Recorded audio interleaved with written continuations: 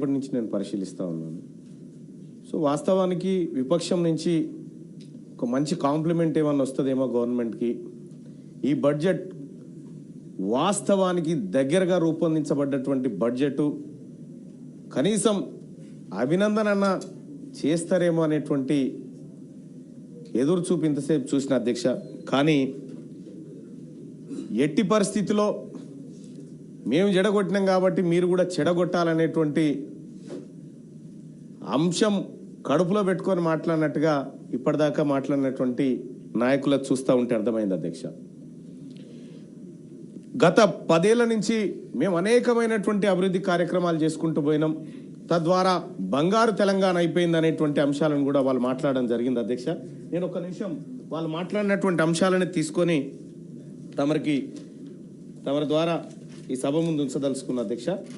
ఒకటి, అన్నిట్లలో నెంబర్ 1 చేసుకుంటూ పోయినరట. అన్నిట్లలో తెలంగాణ రాష్ట్రం నెంబర్ 1గా మారిపోయింది అనేటువంటి మాటను వాళ్ళు పదే చెప్పుకుంటూ వచ్చినారు ఇంతకుముందుకు. దాంట్లో బంగారు తెలంగాణ అనేది ఒక అంశం. అసలు బంగారు తెలంగాణ అంటే ఏం సార్ నాకు అర్థం కాలే ఇప్పటిదాకా. నాకే కాదు, ఇది ఏ ప్రజానికానికి అర్థం కాలే బంగారు తెలంగాణ అంటే. సార్ నా దృష్టిలో బంగారు తెలంగాణ అంటే మా పేద వర్గాల పిల్లలకు కార్పొరేట్ లెవెల్లో విద్యను అందిస్తే బంగారు తెలంగాణ అవుతుంది సార్. మాకు మా పేద వర్గాల బిడ్డలకు కార్పొరేట్ లెవెల్లో వైద్యం అందినప్పుడు అది బంగారు తెలంగాణ అవుతుంది సార్. ఇవి పక్కకు పెట్టి బంగారు తెలంగాణ అనేటువంటి ఒక పదాన్ని సృష్టించి దాని చుట్టూ తెలంగాణ సమాజాన్ని తిప్పి అయిపోయిందని చెప్పి చేతులు లుప్పుకొని అవతల పడ్డారు. ఇవాళ నిజంగా 10 సంవత్సరాల పాటు అధ్యక్ష, అటు కేంద్రంలో ఉన్నటువంటి ప్రభుత్వం కానీ ఇటు రాష్ట్రంలో ఉన్నటువంటి ప్రభుత్వం కానీ వీళ్ళు సాధించిన ప్రగతి అన్ని రంగాల్లో నేను చెప్పదలుచుకున్న అధ్యక్ష. దయచేసి మా ఒక సభ్యులు కూడా లేరు కాబట్టి కొంత ఎక్కువ సమయాన్ని తమ ద్వారా రిక్వెస్ట్ చేస్తా ఉన్నాం అధ్యక్ష. వీళ్ళిద్దరు కలిసి అటు కేంద్రంలో ఉన్నటువంటి బీజేపీ ఎన్డీఏ ప్రభుత్వం కానీ ఇటు రాష్ట్రంలో గతంలో పనిచేసినటువంటి బీఆర్ఎస్ ప్రభుత్వం కానీ చేసిన ఘనత ఏంటంటే అధ్యక్ష, విద్యా రంగంలో మన తెలంగాణ రాష్ట్రాన్ని విద్యా సామర్థ్యాలలో మొత్తం 36 ఇంక్లూడింగ్ కేంద్ర పాలిత ప్రాంతాలు కలిపి తీసుకుంటే మన స్థానాన్ని 35వ స్థానానికి తీసుకొచ్చారు అధ్యక్ష.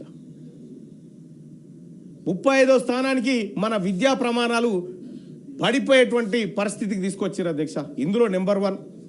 ఇక వన మహోత్సవాలు చేసినామని చెప్తా ఉన్నారు అధ్యక్ష. వన మహోత్సవాలు పర్ఫార్మెన్స్ ఇండెక్స్ విషయం చెప్తా ఉన్నా నేను. వన మహోత్సవాలు మీరు ఒకసారి చూస్తే అధ్యక్ష, మొత్తం భారతదేశంలో ఉన్నటువంటి అన్ని రాష్ట్రాలలోకెల్లా అత్యధిక చెట్లు నరికిన రాష్ట్రం మొన్నటిదాకా మన తెలంగాణ రాష్ట్రమే అధ్యక్ష. ఇక రైతు సంక్షేమం గురించి మాట్లాడుతూ ఉన్నారు వాళ్ళు. ఒక్కసారి ఎన్సీఆర్బి లెక్కలు చూడండి అధ్యక్ష. రైతు ఆత్మహత్యల సంఖ్య ఏ స్థాయిలో ఉంది, ఎందుకు ఈ ఆత్మహత్యలు పెరిగిపోయినాయి, తెలంగాణ రాష్ట్రం నిజంగా రైతు సంక్షేమ రాజ్యమే అని చెప్పి కేసీఆర్ గారు గతంలో ప్రకటించినట్టుగా ఉంటే 7,800 మంది రైతులు ఎందుకు ఈ రాష్ట్రంలో ఆత్మహత్య చేసుకొని చనిపోయినారు. ఇవాళ ఈ రాష్ట్రంలో రైతు సంక్షేమాన్ని కాంక్షిస్తూ ప్రజాపాలన ప్రజాప్రభుత్వం వచ్చిన తర్వాత 70,000 పైచిలకు కోట్లను రైతుల కోసం, రైతుల సంక్షేమం కోసం ఈ రాష్ట్ర ప్రభుత్వం పెద్దపీట వేసినటువంటి అంశాన్ని మేము ఈ సభ ద్వారా చెప్పదలుచుకున్నాం అధ్యక్ష. ఇంకా అంతేకాదు అధ్యక్ష, ఇక్కడ విద్యా బడ్జెట్ విషయంలో కూడా ఎంతో మారిపోయిందని చెప్పారు అధ్యక్ష. 2014-15లో 1,637 కోట్ల రూపాయల బడ్జెట్ పెడితే అందులో 10,963 కోట్లు అనౌన్స్ చేశారు అధ్యక్ష. పెట్టిన ఖర్చు ఎంత? 6,159 కోట్ల అధ్యక్ష. ఈడ 4,804 కోట్ల రూపాయలు ఖర్చే పెట్టలేదు. ఇక 2015-16 బడ్జెట్లో 11,261 కోట్లు కేటాయింపులు చేస్తే 622 కోట్ల రూపాయలు ఖర్చే పెట్టలేదు అధ్యక్ష, కనీసం ఇయ్యలేదు నిధులు. 2016-17లో 1,30,415 కోట్ల రూపాయల బడ్జెట్ పెడితే అందులో 8.23% ఎడ్యుకేషన్ కానీ కేటాయిస్తే అందులో 1,110 కోట్ల రూపాయలు ఖర్చు పెట్టలేదు అధ్యక్ష. ఎడ్యుకేషన్ పట్ల ఇట్లా చెప్పుకుంటూ పోతే ఎడ్యుకేషన్ పట్ల గత ప్రభుత్వానికి ఎలాంటి చిత్తశుద్ధి లేదనేది అర్థమవుతుంది అధ్యక్ష. ఇక్కడ ఒకటి గమనించాల్సినటువంటి అంశం ఏంటంటే అధ్యక్ష, మా పెద్దలు గౌరవనీయులు జీవన్ రెడ్డి సాబ్ కాళేశ్వరం గురించి రైతుల గురించి చెప్పిండు, కొద్దిగా విద్యారంగం గురించి మా నర్సిరెడ్డి సాబ్ చెప్పిండు, అలాగే మా రఘువతమన్న వీళ్ళు చెప్పారు, నేను కూడా కొద్దిగా చెప్తా.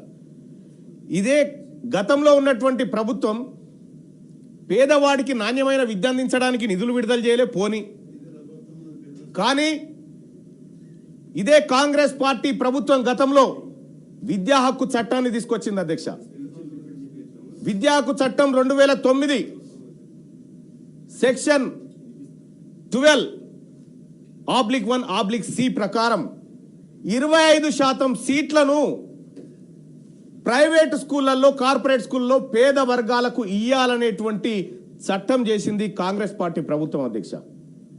దానికి ఫీజులు ఫిక్స్ చేయాల్సినటువంటి బాధ్యత ఆ రాష్ట్ర ప్రభుత్వాలు. దీంట్లో కూడా రాష్ట్ర ప్రభుత్వం గ్రాంట్ ఉంటుంది. 60% నిధులు కేంద్ర ప్రభుత్వం ఇస్తే 40% నిధులను రాష్ట్ర ప్రభుత్వం ఇస్తుంది. ఒక